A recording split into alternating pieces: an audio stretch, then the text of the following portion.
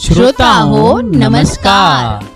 दैनिक मराठवाडासाठी प्रस्तुत विचारधन से जीवन क्रांति इस कार्यक्रम में आपका स्वागत है। इस कार्यक्रम के संकलक है श्री चंदूलाल मोहनलाल बियाणी, मुख्य संपादक दैनिक मराठवाड़ा साथी। श्रोताओं, विचारधन से जीवन क्रांति इस कार्यक्रम के आज के एपिसोड में आप सभी का स्वागत है।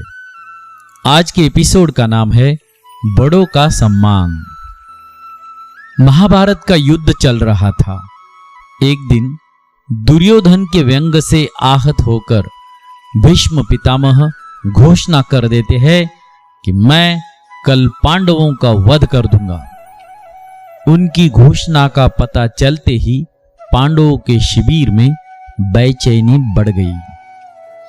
भीष्म की क्षमताओं के बारे में सभी को पता था, इसीलिए सभी किसी अनिष्ट की आशंका से परेशान हो गए। तब श्री कृष्ण ने द्रौपदी से कहा, अभी मेरे साथ चलो। श्री कृष्ण द्रौपदी को लेकर सीधे भीष्म पितामह के शिविर में पहुंच गए।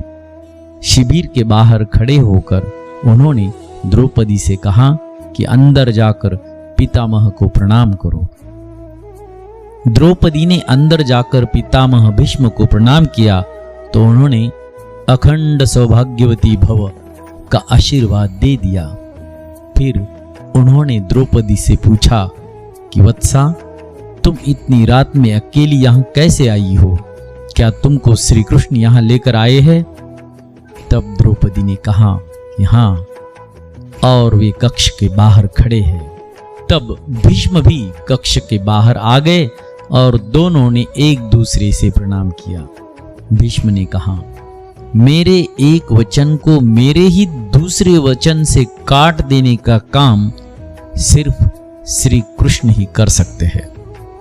शिविर से वापस लौटते समय श्री कृष्ण ने द्रौपदी से कहा कि तुम्हारे एक बार जाकर पितामह को प्रणाम करने से तुम्हारे पतियों को जीवन दान मिल गया है।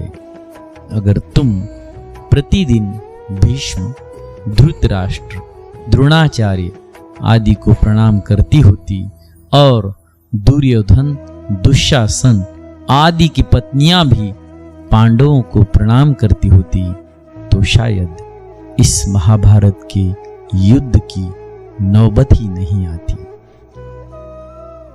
वर्तमान में हमारे घरों में जो इतनी समस्याएं या परेशानियां हैं, उनका मूल कारण भी यह है कि जाने अनजाने में हमसे अक्सर घर के बड़ों की उपेक्षा की जाती है, हो जाती है।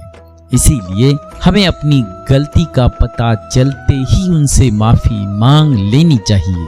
यदि घर के बच्चे और बहुएं प्रतिदिन घर के बड़ों का सम्मान कर उनका आशीर्वाद ले तो शायद किसी भी घर में कभी कोई क्लेश न हो। बड़ों के दिए आशीर्वाद कवच की तरह काम करते हैं, उनको कोई अस्त्र शस्त्र नहीं भेद सकता। सभी इस संस्कृति को निश्चित कर नियमबद्ध करे तो घर स्वर्ग बन जाने में देर नहीं लगेगी। जीवन में कई ऐसे पल आते हैं जब हम अपने चारों ओर अंधकार देखते हैं। ऐसे समय में हमारा मार्गदर्शक ही हमें उस अंधेरे से बाहर निकाल कर उजाले की तरफ ले जा सकता है।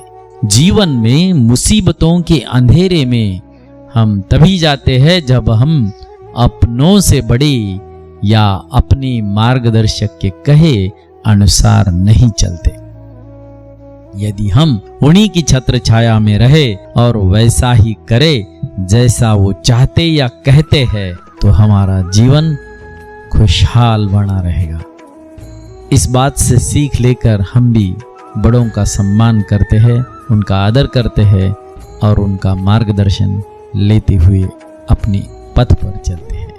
मिलते हैं कल एक नए विचार के साथ। तब तक खुश रहे, सुखी रहे।